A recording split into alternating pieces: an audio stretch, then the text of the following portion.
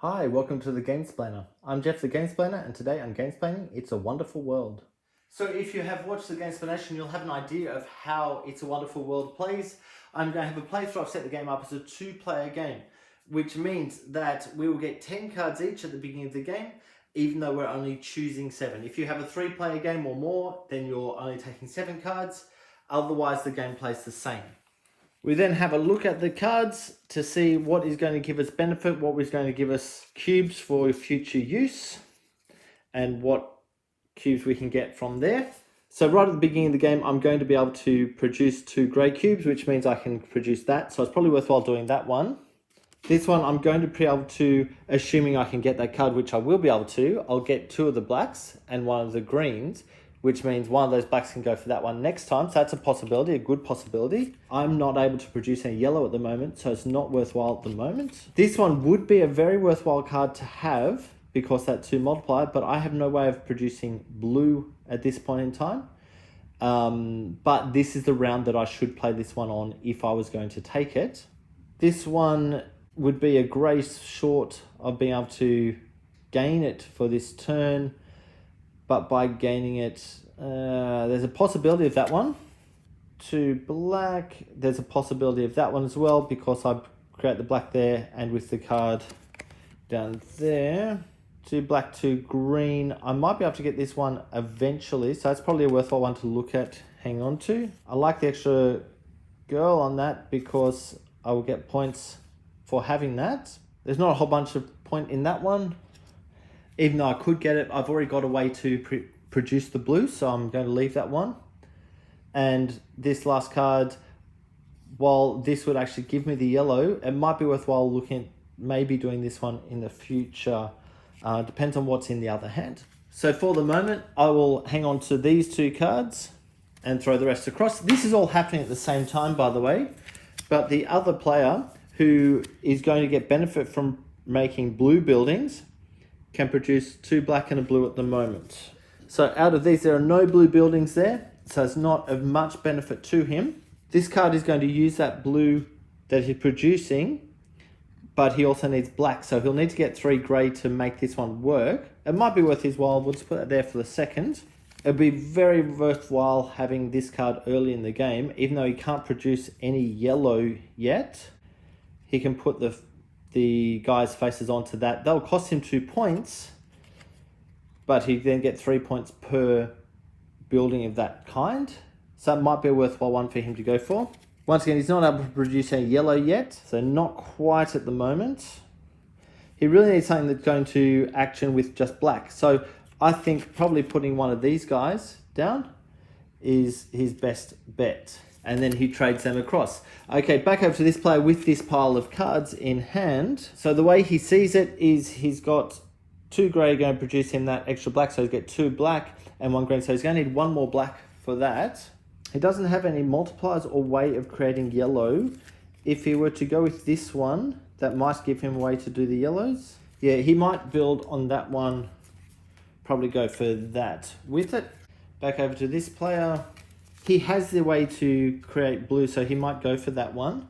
And if he goes for that, that'll give him the gold. So he might hang on to that, then pass the rest across to the other player. The other player is really after some way to create the gold. He doesn't have that in this pile, but this one can get him 2 of the female faces, which will get him extra points. He's got a way to do black and green, so he might hang on to that one. And he'll hang on to that one as well. Back over to the other player. The other player likes the look of this. He's not quite sure how to create the gold for that, though he hopefully will be creating from that card. The other thing he can look at is these cards that will give him the blue, so he might grab that one. Pass these across to the other player. The other player really needs to produce a grey, which he'll use this one for, to be able to get that. And these then go back over, and this player is then choosing one as well. He could probably do with choosing that because that will produce him 1 of the blues that he needs, and that can go off there. Okay, now to the next section where they're choosing what's going to get built and what's going to get passed in. So this player is going to be able to produce 2 grey. So he can definitely build that straight away, which will gain him extra grey from future rounds. Or he could go with that, which will gain him extra black from future rounds. Either one is a worthwhile one for him to build at the moment. He's grabbed that one. This one is going to be able to get him gold. Here is the problem on this game, or not a problem, but the problem in my mind is all of these I wish to build. But I'm very aware that by putting them there, I'm not going to be able to build them. Not all of them. I will be able to build some of them, but definitely not all of them. So if I try to build that one as well, I've only got 1 green being created at the moment. So I might pass these in, and that will enable me to get some stuff. So that will get me a yellow, a grey, and a black. And then I will choose where to put it down on each of these. So the yellow obviously is going to go on that card. The black is obviously going to go on that card. And the grey, it doesn't really matter because I'm going to pick up 2 more grey in a moment. Now back over to the other player. All this, as I said before, all this is happening at the same time. So this guy's going to produce 2 black, which will make that one happen. He definitely wants to be building that gradually. He definitely wants that one, which is going to mean he needs to do that one. And then he can pass these in for tokens. So 2 blue and 1 yellow. So the yellow goes there, and he'll start building this one with those 2. Those 3 then go back. Okay, we now go to production. First up, we bring in grey. So this guy is able to bring 2 grey in, and he'll put 1 there and 1 there. This has now been built, so he throws that straight on there. That guy doesn't produce any grey yet. We now go to black. This guy's producing 2 black. And those 2 black will go there and there. This guy's also producing 2 black, which he'll put on that one, which has now been produced. Then we go to green. This guy produces 1 green, which will go on there, causing that now to be produced. This guy is producing no green. We go to yellow. Neither of them are producing yellow at the moment. And then we go to blue. This guy gets 2 blue. He doesn't have anywhere to put blue, so he'll just put that onto his card. This guy's also producing 2 blue, and he might actually put 1 there just so he can actually action that card as quickly as possible. Okay, all of that has now happened. We now look at who is producing the most of each thing. So grey, this player is producing the most of, so he gets 1 of the guy faces. Black, that guy's producing 2, this guy's producing 2. It's even, no one gets 1 of those faces. Green, this guy's producing 1, which gives him a face. He's going to go for the red or girl's face, so of course he gets points for that as well. Yellow, neither of them are producing yellow. And blue, that guy's producing 2, this guy's producing 2, so no one gets it. This then flips to the second round, and we move forward with cards again. Okay, and I have jumped forward to the end of the 4th round, so just so you can see what the scoring looks like. So here's the scoring pad. What we're looking at first up is the number of just pure points. So this player has 10, 20, 22, 26. This player has 3, 6, 10.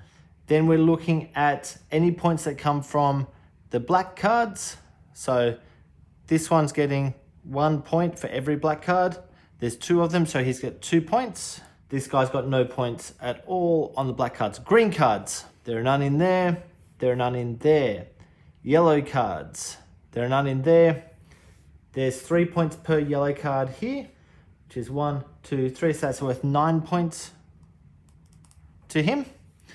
Blue cards, that's not points. This one's 3 points per blue card he has. So he has 3 of them, so that's another 9 points for that player. Then we look at the points For the blue token, so this player has 1, 2, 3, 4, has 5 of them. There's no multipliers there, so he's got 5 points only. This guy has 2 of them. He has a 1 multiplier, so that's 2 points there and another 2 points there, which is 4 points total. Then we go to the red tokens. This guy has 3 of them and he has a multiplier, so that's 6 points. 3 points plus the 1 multiplier of 3. And this guy has 2 of them with a multiplier of 2. So that's 2 points plus 4 points, so 6 points for those ones. Then we quickly add up their points. 28, 38, 39, 32, 38. It's an extraordinarily close game. This guy wins by 1 point. And there you have it. It's a wonderful world. If you have any comments or suggestions, please write them below. If you have any games that you would like to be gamesplayed, please shoot me an email to thegamesplainer@gmail.com. Follow me on Instagram and Twitter @thegamesplainer to keep up to date with the games that I'm playing. Subscribe to my videos to keep up to date with the games that I'm gamesplaining. And until next time, enjoy gaming.